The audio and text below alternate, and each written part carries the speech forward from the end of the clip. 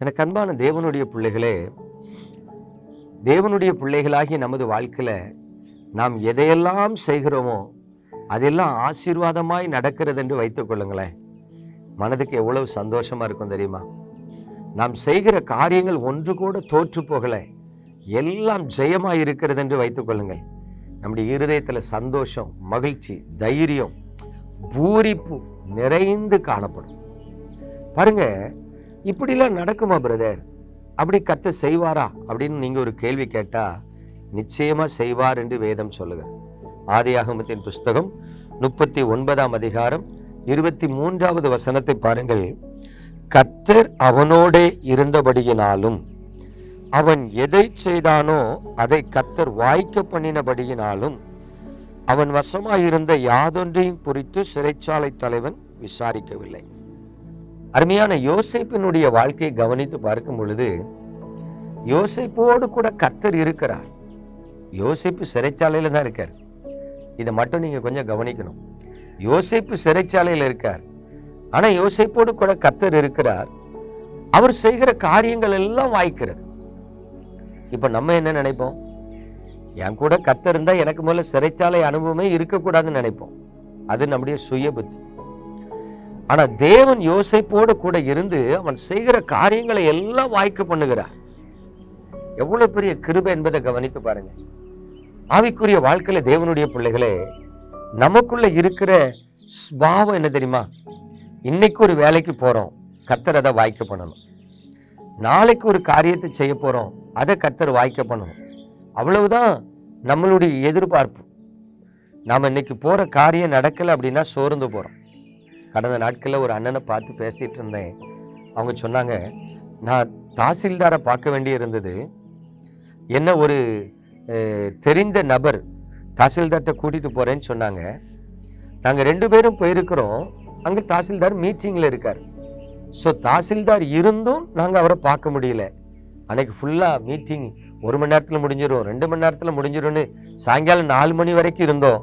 அங்கே மீட்டிங் முடிய லேட் ஆயிட்டு நாங்கள் வந்துட்டோம். அடுத்த நாள் ஃபோன் பண்ணி கேட்கும், இன்னைக்கு இங்கே தான் தாசில்தார் இருக்காரு வாங்கன்னு சொன்னாங்க. புறப்பட்டு போனோம். நாங்கள் போய் சேரும்போது அவர் கலெக்டரேட்டுக்கு போயிட்டார். என்னன்னா கலெக்டர் ஆஃபீஸ்லேருந்து ஃபோன் வந்துச்சான், உடனே கிளம்பி வாங்கன்னு சொல்லி. அது வரைக்கும் அங்கே தான் இருந்த மனுஷன் நாங்கள் போகிறதுக்கு 10 நிமிஷத்துக்கு முன்னாடி புறப்பட்டு போயிட்டாரு. ஸோ போயிட்டு வெறுமையாக வந்தோம்.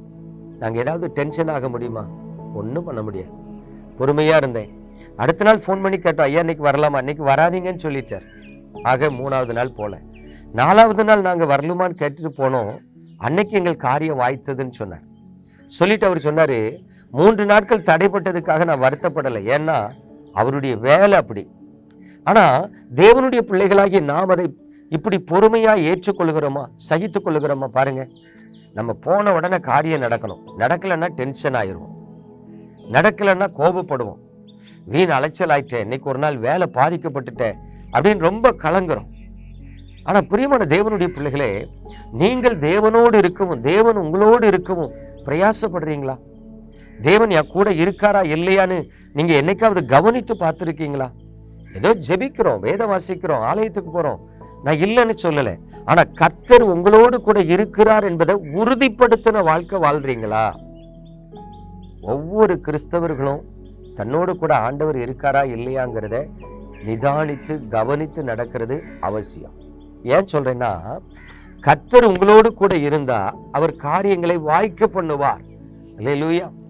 வேதவசனம் சொல்லுது, கர்த்தர் யோசேப்போடு கூட இருந்ததினால் அவன் எதையெல்லாம் செய்தானோ அதையெல்லாம் வாய்க்க பண்ணினார். அல்லேலூயா. எல்லா காரியமும் நமக்கு ஆசீர்வாதமா நடக்கணும்னு எதிர்பார்க்கிற நாம் நம்மோடு கூட கர்த்தர் இருக்கணுங்கிறத மட்டும் எதிர்பார்க்கிறதே இல்லை. இதுதான் இன்றைய கிறிஸ்தவர்களின் ஆவிக்குரிய குருட்டாட்டம். பிரியமானவர்கள், இப்படிப்பட்ட ஒரு கவனக்குறைவு, இப்படிப்பட்ட ஒரு குருட்டாட்டம் நமக்குள் காணப்படாதபடி நம்மை காத்து கொள்ளுவோம். அப்பொழுது தேவன் நம்மோடு கூட இருந்து நம்முடைய காரியங்களை வாய்க்க பண்ணுவார். நாம் ஜெபிப்போமா? எங்கள் அன்பின் பரலோக தகப்பனே, பரிசுத்தமான இந்த நாளிலும் உமது கிருபையுள்ள கரத்தில் உமது பிள்ளைகளை தருகிறேன். உடைய பிள்ளைகளை நான் ஆசீர்வதிக்கிறேன். உமது பிள்ளைகளின் மனச்சோர்வுகளை எடுத்து போடும். உமது பிள்ளைகளின் ஆவியில ஒரு உற்சாகத்தை கொடும். உங்க பரிசுத்த நாமத்தை நீங்க மகிமைப்படுத்தும்படி ஜெபிக்கிறேன்.